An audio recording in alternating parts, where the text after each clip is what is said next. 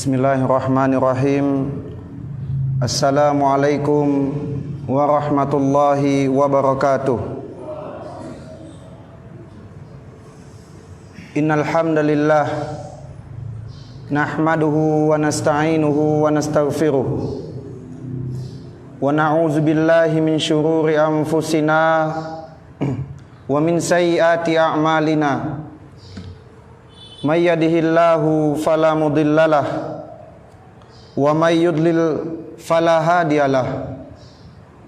Asyhadu an la ilaha illallah wahdahu la syarikalah wa asyhadu anna Muhammadan abduhu wa rasuluhu alladzi la nabiyya ba'da. Allahumma shalli ala Muhammad wa ala ali Muhammad wa man tabi'ahum bi ihsanin ila yaumiddin. Qala Allahu azza wa jalla fi kitabihil karim, ya ayyuhalladzina amanu taqullaha haqqa tuqatih wa la tamutunna illa wa antum muslimun. Ya ayyuhan nasu taqu rabbakumul ladzi khalaqakum min nafsin wahidah wa khalaqa minha zawjaha wa batha minhuma rijalan katsiran wa nisaa wattaqullaha allazi tasaaluna bihi wal arham innallaha kana 'alaikum raqiba. Ya ayyuhalladzina amanu taqullaha wa qulu qawlan sadida yuslih lakum a'malakum wa yaghfir lakum dhunubakum wa may yuti'illaha wa rasulahu faqad faza fawzan 'azima. Amma ba'du, fa inna asdaqal hadisi kitabullah wa khairal hadi hadi Muhammad sallallahu alaihi wasallam wa syarral umuri muhdatsatuha fa inna kulla muhdatsatin bid'ah fa inna kulla muhdatsatin bid'ah wa kulla bid'atin dhalalah wa kulla dhalalatin finnar.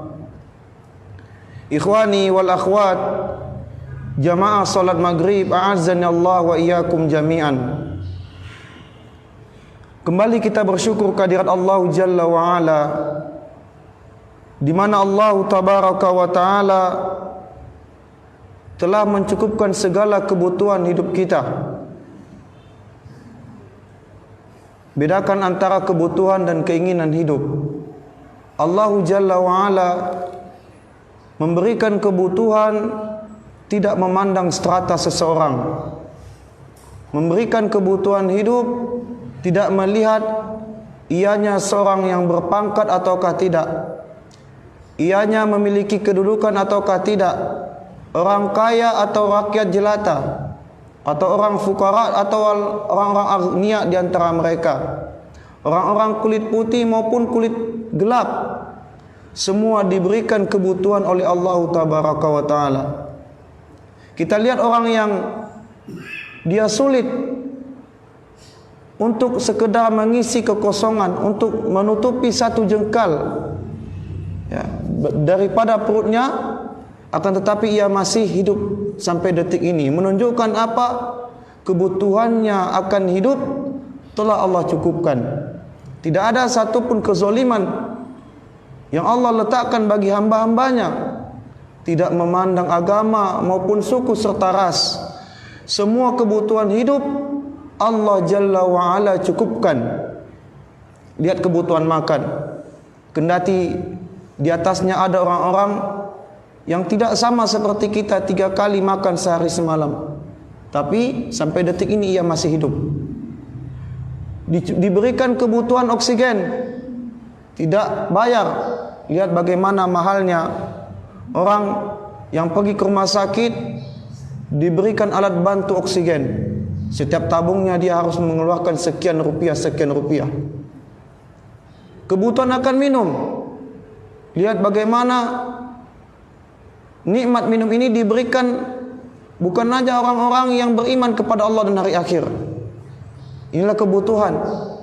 Maka ketika keinginan disalahgunakan, diartikan menjadi sebuah kebutuhan, maka tidak akan pernah terpenuhi segala bentuk keinginan seorang hamba.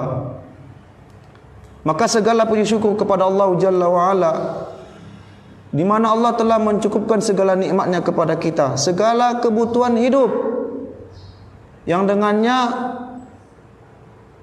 kita juga diberikan. Setelah diberikan nikmat berupa kebutuhan hidup, kemudian Allah Jalla wa'ala berikan di atasnya adalah nikmat iman dan Islam.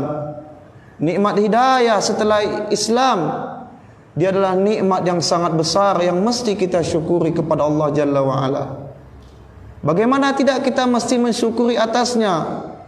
Banyak orang-orang yang Allah anugerahkan kepadanya nikmat Islam, nikmat iman, tapi sedikit di antara mereka yang diberikan nikmat hidayah mengenal Islam, nikmat hidayah, nikmat sunnah setelah mengenal Islam.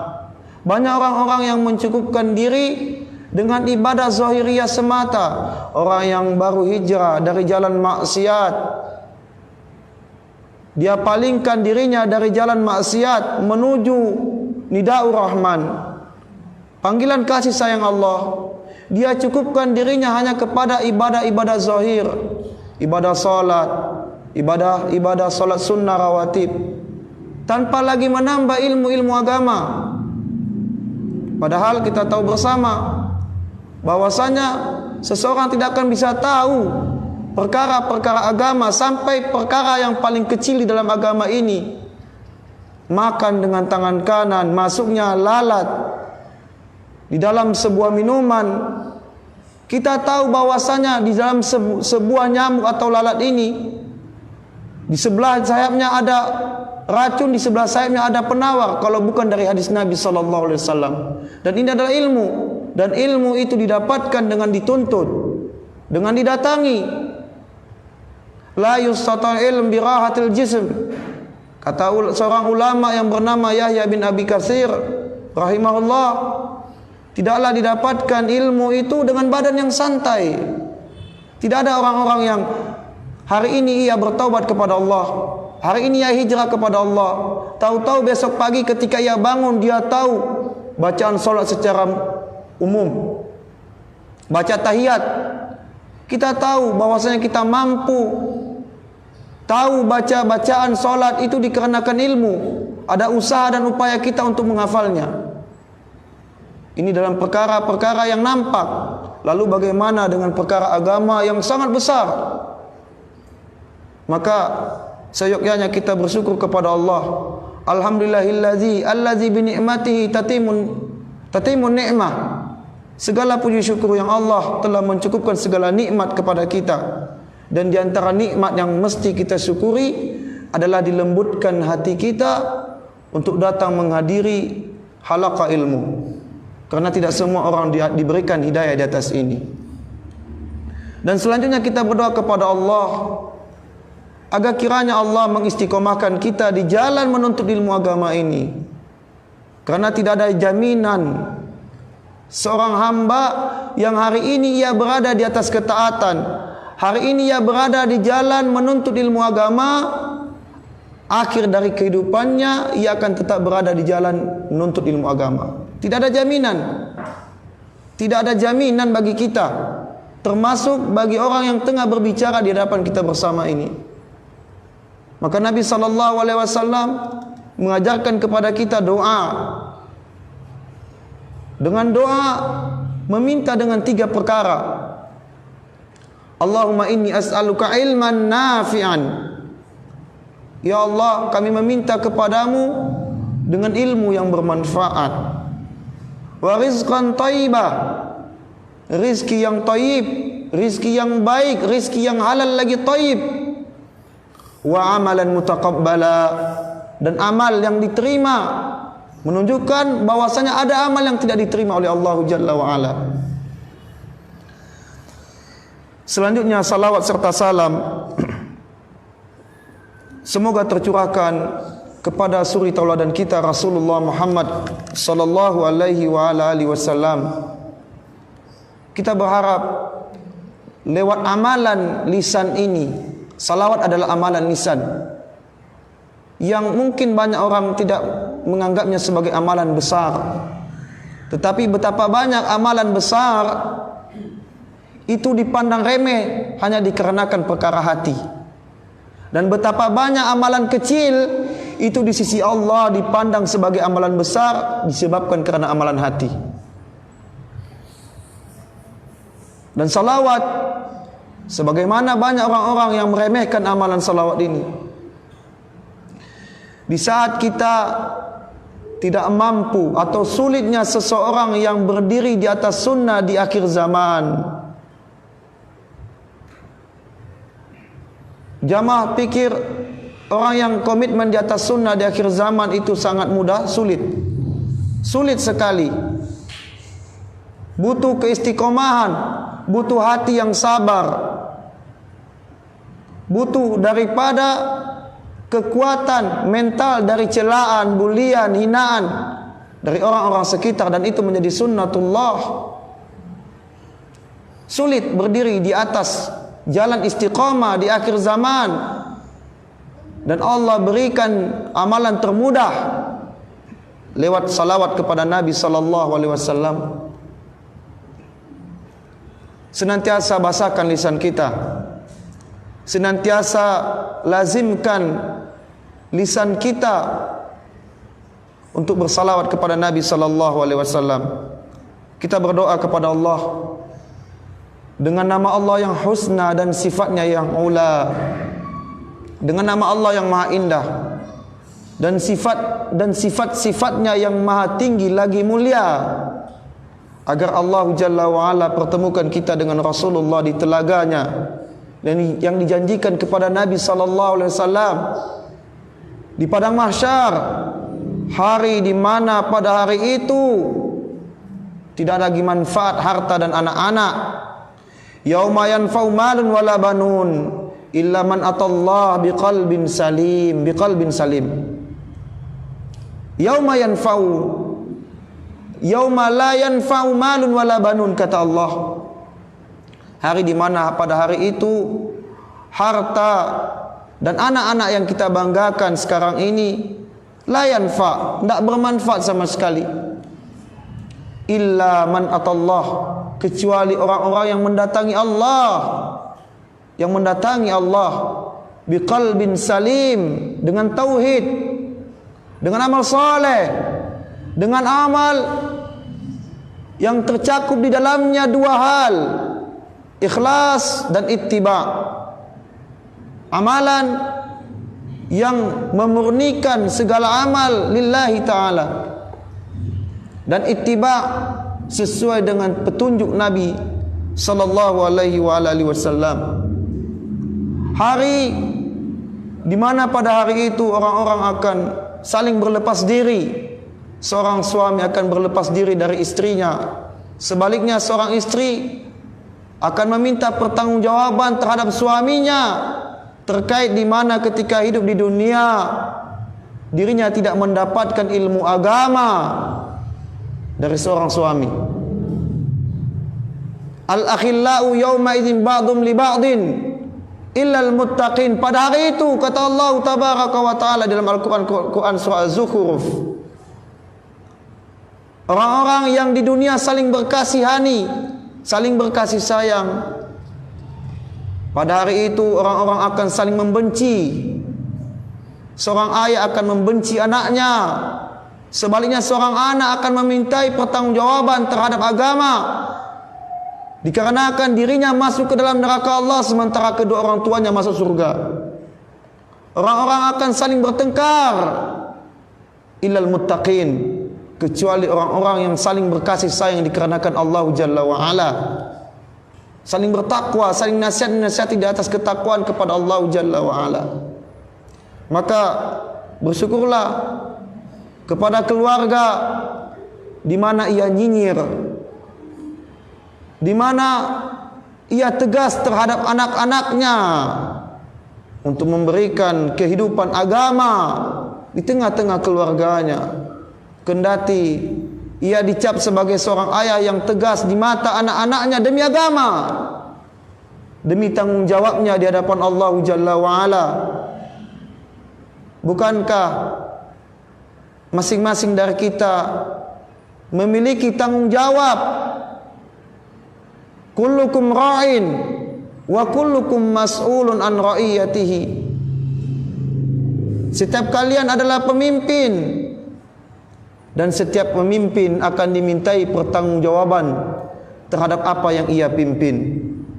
Seminimal-minimalnya adalah seseorang yang belum menikah, ia akan memimpin terhadap dirinya sendiri. Ia akan ditanya tentang masa mudanya, tentang masa lajangnya.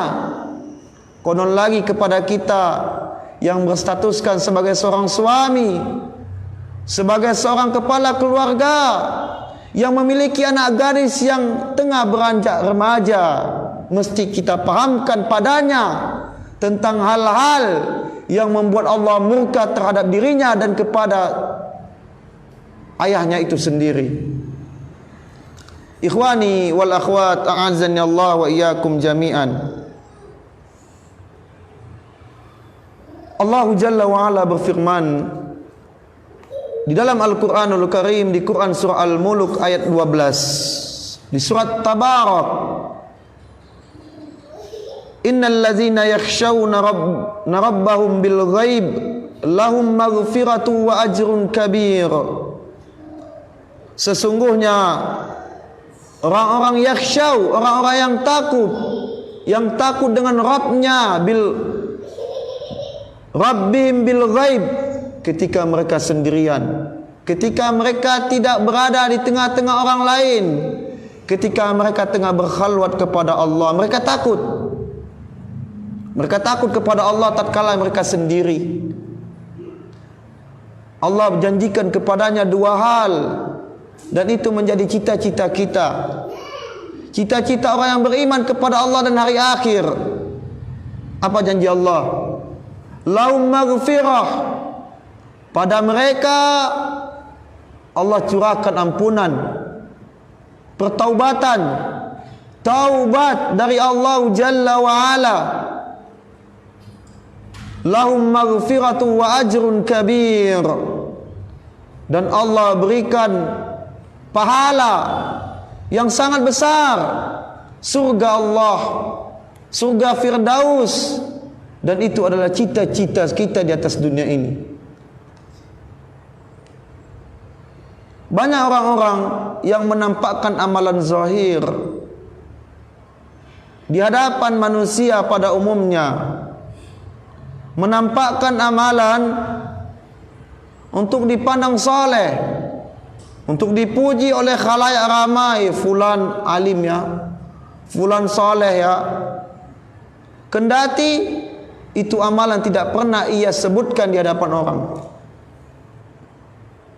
Banyak orang yang beramal agar untuk dikenal dan dipandang saleh. Dan kita berharap agar kita tidak masuk di dalam keumuman orang-orang seperti ini.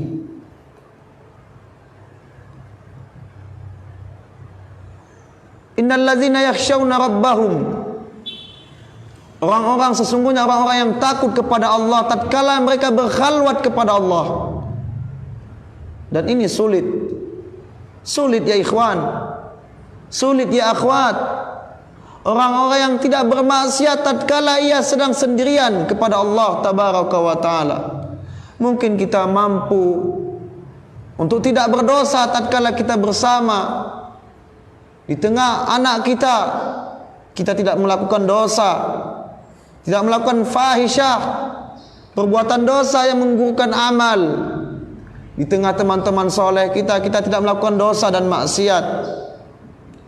Di tengah kaum kita, kita tidak melakukan kemungkaran. Akan tetapi banyak maksiat yang kita lakukan tatkala kita sendirian. Tatkala kita sendirian, betapa banyak maksiat tatkala kita berada pada gadget kita. Betapa banyak yang awalnya kita buka hanya sebatas 10 menit atau 15 menit tentang kebaikan. Kemudian setelahnya yang kita lihat adalah kemungkaran. Bagaimana rapuhnya hati kita ikhwan, rapuhnya hati kita akhwat. Mudahnya kita dipalingkan oleh iblis, laknatullah alaih, untuk bermaksiat kepada Allah hanya dengan sebuah gadget saja. Hanya dengan sebuah gadget saja. Dan ini adalah merupakan fitan, ujian, cobaan, bala. Dan kita hidup di akhir zaman, membutuhkan hati yang munib, hati yang selamat dari fitnah-fitnah yang menghantarkan kita dari kemerosotan iman dan amal soleh kita. Innal ladzina yakhshawna rabbahum bil ghaib, sesungguhnya orang-orang yang takut kepada Rabb mereka tatkala mereka sendirian. Allah janjikan pada mereka ampunan Allah. Betapa banyak kita bermuka soleh di hadapan orang lain, bermuka soleh,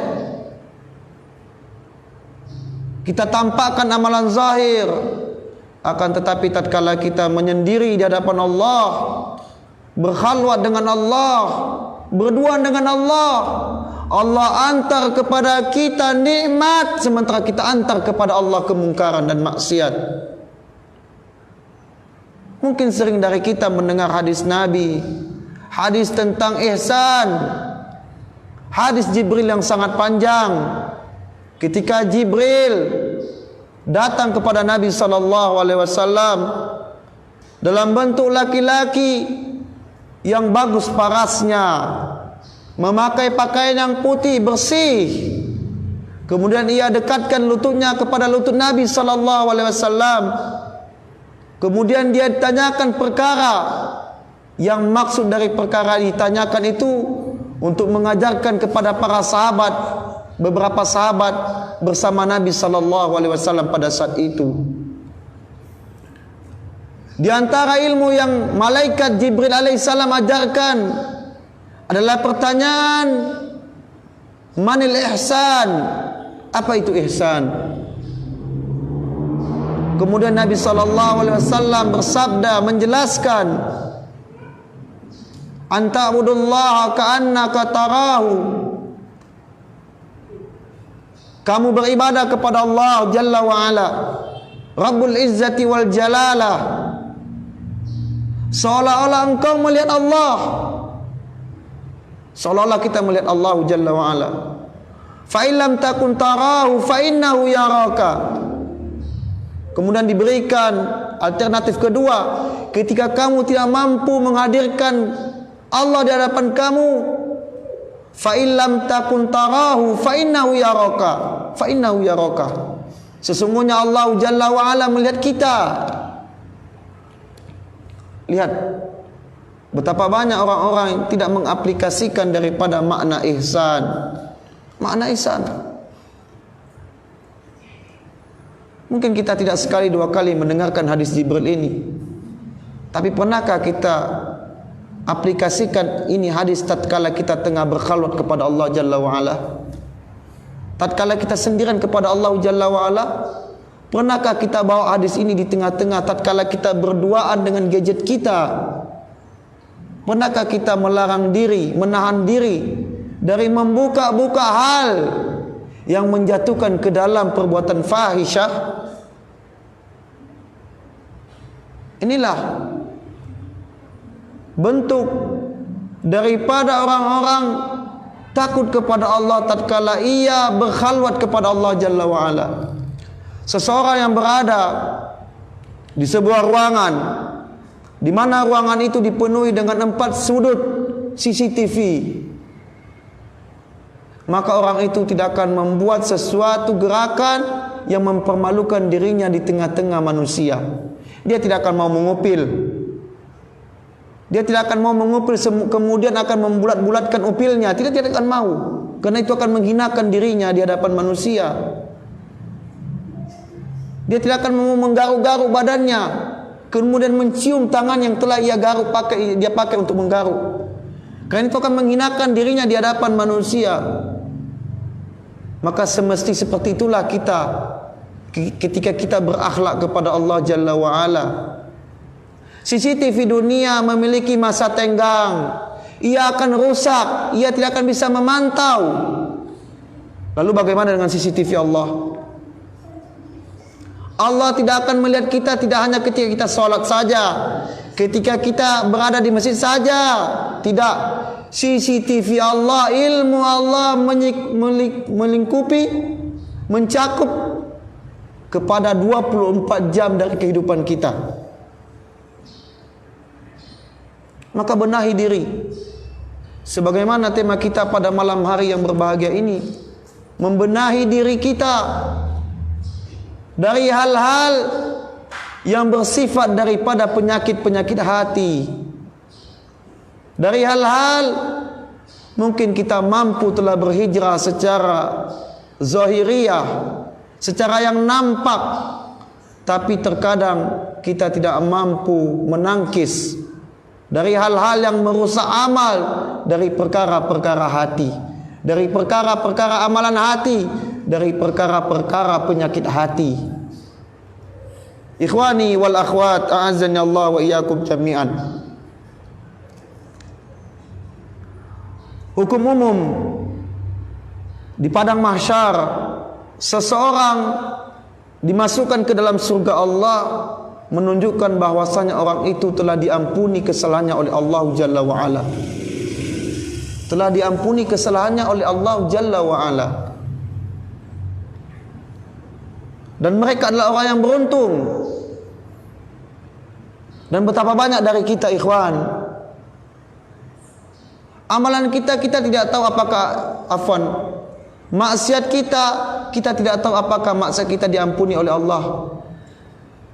Tapi kita memproklamirkan di hadapan umat, di hadapan orang banyak, seolah-olah kita adalah manusia yang suci, sehingga kita tidak membutuhkan lagi tangisan air mata dari kesalahan masa lalu kita. Betapa banyak dari kita melupakan kesalahan-kesalahan yang kita lakukan di masa jahiliyah dahulu. Kita tidak butuhkan lagi tangisan dan air mata kita, seolah-olah menunjukkan bahwasanya dosa dan maksiat kita telah taubat dan Allah telah mengampuni taubat kita. Amal saleh yang kita lakukan itu belum tentu dicatat sebagai amal saleh, sementara kita dari diri kita memiliki dosa dan maksiat, dan itu belum tentu diampunkan oleh Allah Jalla wa Ala. Maka mana tangisan kita? Tangisan kita merindukan tangisan di saat di mana kita bersimpu kepada Allah, mendapatkan hidayah mengenal sunnah setelah Islam. Mana tangisan itu? Untuk apa? Untuk tatkala kita bertemu Allah, mendatangi Allah dengan qalbun salim, dengan hati yang selamat. Maka jangan pernah terkecoh. Bukankah iblis dahulunya adalah rajul saleh, penduduk surga? Dia melakukan amalan ketaatan kepada Allah, dan tidaklah ia memiliki dosa di hadapan Allah, dan itu adalah dosa satu saja. Aba wastakbar, sombong lagi enggan ketika dikatakan kepada para malaikat, wa idz qulna lil malaikati isjudu li adama fasajadu illa iblis aba wastakbar wa kana minal kafirin. Ketika dikatakan kepada penduduk langit, kepada para malaikat untuk sujud kepada Adam dalam bentuk sujud ketaatan kepada perintah Allah, bukan sujud ibadah kepada Adam, bukan, tapi sujud dalam bentuk ketaatan kepada perintah Allah tabaraka wa taala. Maka fasajadu, maka sujud kepada Allah, sujud kepada Adam, illa iblis, kecuali iblis. Aba wastakbar, dia enggan, dia aba dan sombong. Dan jangan sampai kita mengikuti sunnah iblis berupa kesombongan dan keengganan kepada Allah Jalla wa Ala, menganggap diri ini lebih baik dari orang yang baru mengaji, dari orang yang baru taklim, menganggap sepele amalan-amalan orang yang baru taklim, menganggap sepele orang-orang yang belum berhijrah kepada Allah. Ketahuilah jamaah, ikhwani wal akhwat a'azzani Allah wa iyyakum jami'an. Kehidupan belum selesai dari diri kita.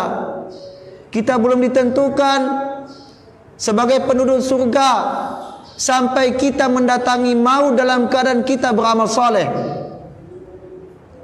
Bukankah pada pengajian sebelumnya kita telah membacakan hadis tentang orang-orang yang beramal. Ada orang yang beramal dengan amalan penduduk surga sampai dirinya dan surga berjarak 1 zira', 1 hasta. Kemudian fasabaqa alaihi, berlakulah ketetapan Allah atas dirinya, yakni dia beramal dengan amalan penduduk neraka. Di akhir hayatnya ia beramal dengan amalan penduduk neraka, ikhwan. Kemudian Allah wafatkan ia dan ia memiliki amalan sebelumnya, amalan penduduk surga. Kemudian Allah masukkan ia dikarenakan ia telah menutup hidupnya dengan amal saleh. Kita takut dengan kehidupan seperti ini. Maka jangan pernah menganggap remeh orang yang berada di sekeliling kita, orang yang hari ini belum tersentuh hatinya untuk hidayah, mengenal sunnah setelah Islam. Maka doakan, selain mendoakan diri kita agar istiqamah di atas ketaatan, maka doakan saudara kita untuk diberikan hidayah di atas sunnah. Dan doakan pula diri kita agar tidak Allah palingkan hati kita setelah mendengar nidaur Rahman. Kita takut Allah telah memberikan kepada kita hidayah, kemudian Allah palingkan kita setelah mendengar nidaur Rahman. Falamma zaghu wa zaghallahu qulubahum. Falamma zaghu, dan ingatlah ketika Allah palingkan hati seseorang setelah Allah berikan ia nidaur Rahman. Falamma zaghu wa zaghallahu qulubahum, Allah akan jauhkan lagi hatinya, bahkan Allah akan gelapkan hatinya melebihi hitamnya hatinya sebelum ia berhijrah kepada Allah, sebelum dirinya hijrah kepada sunnah. Maka minta kepada Allah petunjuk agar tidak Allah jatuhkan kita dalam kubangan yang bersifat kesombongan dan keangkuhan. Karena sombong dan angkuh adalah baju Allah, milik Allah, tidak layak seorang hamba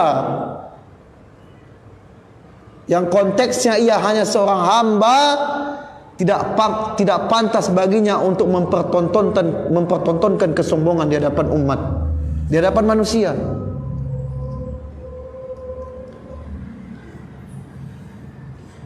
Maka takwa, ikhwani wal akhwat a'azzani Allah wa iyyakum jami'an, takwa adalah gabungan antara hati yang suci dan amalan yang zahir.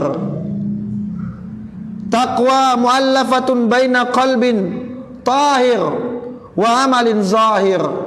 Taqwa adalah gabungan antara hati yang suci, suci dari penyakit hati, dari penyakit sum'ah, ujub, riya, dan penyakit-penyakit lainnya, dan gabungan dengan amalan-amalan zahir, amalan ketaatan, amalan salat malam, puasa sunnah, puasa yaumul bid, sedekah, infak kita. Gabungan ini adalah takwa. Maka jangan pernah pisahkan antara amalan hati dengan amalan zahir. Orang yang beramal zahir tetapi padanya memiliki penyakit hati, sesungguhnya jatuh dalam kemunafikan, kenifakan. Orang yang hanya mencukupkan kepada amalan batin, dia meyakini bahwasanya ilah adalah satu-satunya zat yang berhak diibadahi, tapi tidak pernah beramal dengan amalan zahir, sungguh ia jatuh dalam kedustaan yang nyata. Maka tanyakan kepada pelaku maksiat, tanyakan kepada mereka, apakah mereka mencintai Allah? Mereka akan katakan cinta, akan tapi mereka dusta di dalam beramal kepada Allah. Dusta dalam beramal karena mereka tidak mengaplikasikan kecintaan dan pembenaran hati mereka dalam bentuk amal. Maka tidak dikatakan iman sampai seseorang berucap dengan lisannya, Antasdiqu bil qalb, kemudian dibenarkan oleh hati dan dilaksanakan dengan anggota tubuh. Maka iman butuh kepada 3 aspek ini. Tidak dikatakan iman dia hanya mengucapkan dengan lisan dan membenarkan dengan hati, sementara ia jauh daripada gerakan, jauh daripada salat, jauh keningnya dari sujud, jauh dari rukuk kepada Allah Jalla wa'ala. Maka orang yang mendatangi Allah juga bukan disifati dengan mendatangi Allah dengan bentuk jasad saja. Imam Ibnul Qayyim rahimahullah dalam Madarijus Salikin, beliau menyebutkan ajma'al ulama, telah bersepakat para ulama, annal abda yaqta'u manazila sayri ila rabbih biqalbihi wa himmatihi la bibadanihi. Telah bersepakat para ulama bahwasanya orang yang menempuh jalan Allah itu dengan menempuh jalan kepada Rabb-Nya itu dengan kalbu, dengan hati, wa himmatihi, dan semangatnya, bukan dengan badannya. Sebagaimana yang kita singgung di awal tadi, banyak orang yang mengantarkan beramal dengan amalan zahir tapi dipandang kecil di hadapan Allah, bahkan buyar sama sekali, karena di dalamnya memiliki penyakit hati. Betapa banyak juga amalan besar, dia lakukan amalan besar, haji, kurban, membutuhkan biaya yang sangat tidak sedikit, akan tetapi itu dipandang kecil di hadapan Allah. Bahkan bisa wa qadimna ila ma amilu min amalin faj'alnahu haba'an mansura. Bahkan ada orang yang membawa amalnya di padang mahsyar nanti, di hari mizan, di hari timbangan amal. Orang yang membawa amalan-amalan besar tetapi diterbangkan seperti debu yang berterbangan di hadapan Allah Jalla wa'ala. Kita tidak mau amalan kita seperti ini. Amilatun nasibah, kita tidak mau kita berletih dalam beramal, kita letih dan penat dalam beramal, tetapi itu tidak dipandang di hadapan Allah sebagai sebuah bentuk amal soleh. Kita tidak mau seperti ini, ikhwan. Kita tidak mau seperti ini. Maka dari itu tidak pernah Allah Jalla wa'ala di dalam Al-Quranul Karim dan Nabi SAW dalam hadis-hadisnya, beliau menyebutkan banyaklah kalian dalam beramal, tidak pernah. Dan tidak pernah pula Allah mengatakan memuji jumlah dalam orang beramal banyak, tidak. Betapa banyak Allah Jalla wa'ala di dalam ayat Al-Quran menyebutkan kalimat amal saleh, amal saleh, amal saleh, atau ahsanu amala, yang paling baik amalnya, sebagaimana di dalam Al-Quran surat Tabarak ayat yang kedua, allazi khalaqal mauta wal hayata liyabluwakum ayyukum ahsanu amala. Dialah Allah yang memuji kalian dengan ujian hidup dan mati, dengan kehidupan dan kematian. Untuk apa? Untuk melihat mana yang paling ahsan amalnya. Kenapa Allah tidak menyebutkan aksaru amala pada ayat ini? Karena seseorang yang dimasukkan dalam surga Allah itu bukan karena amalnya, tapi itu dikarenakan rahmat Allah Jalla wa'ala. Rahmat Allah. Adapun amal seseorang, amal solatnya, zakatnya, sedekahnya, baik akhlaknya kepada tetangga, kepada khalayak ramai, itu semua amal-amal solehnya itu adalah menentukan derajatnya di dalam surganya Allah Jalla wa'ala.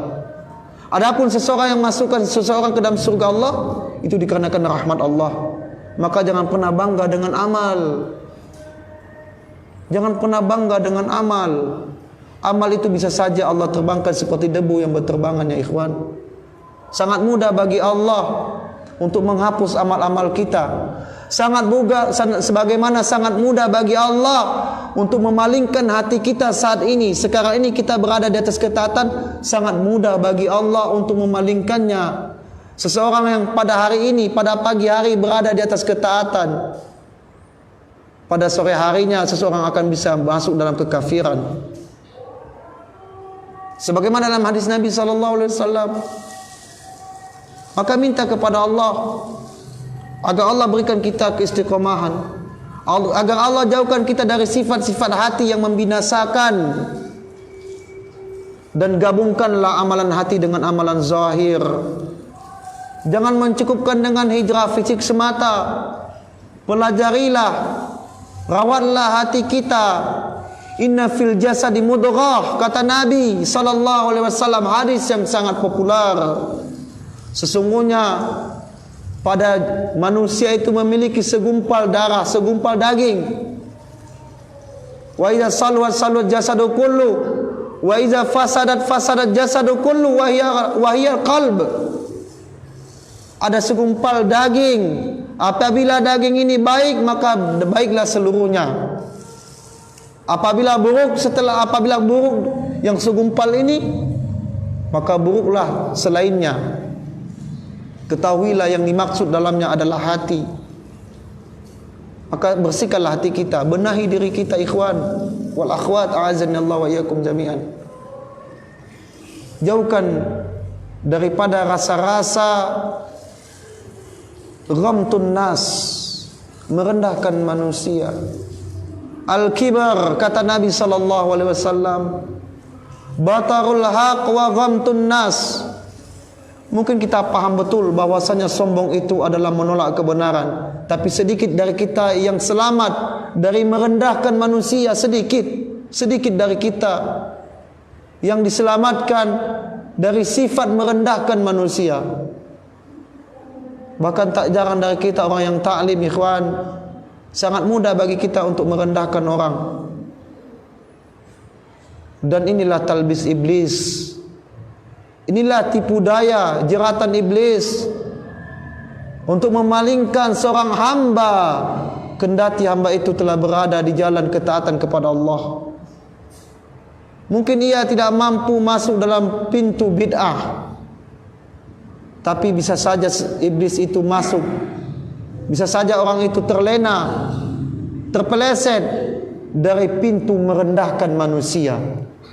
Dia mampu berkoar-koar bahwa jangan pernah jatuh dalam perkara bid'ah, tapi betapa banyak ia jatuh dalam perkara hati. Perkara hati, ikhwan. Mungkin dia mampu menumbuhkan, menampakkan husnul khuluq di hadapan umat, tetapi dia su'ul adab, su'ul akhlak kepada kedua orang tuanya. Dia tampakkan kebaikan di hadapan manusia, tetapi dia tampakkan keburukan kepada kedua orang tuanya. Dan ini penyakit hati. Benahi diri kita, ikhwan, agar tidak terjerumus kepada hal-hal yang merusakkan amal soleh kita. Ikhwani wal akhwat, a'azzanallahu wa iyyakum jami'an. Maka jangan pernah kita tertipu dengan amalan yang zahir. Mungkin itu saja yang dapat kita sampaikan pada kesempatan yang barokah ini. Wassallallahu ala nabiyina Muhammad wa ala alihi wasallim. Subhanakallahumma wa bihamdika asyhadu an la ilaha illa anta astaghfiruka wa atubu ilaik. Assalamualaikum warahmatullahi wabarakatuh.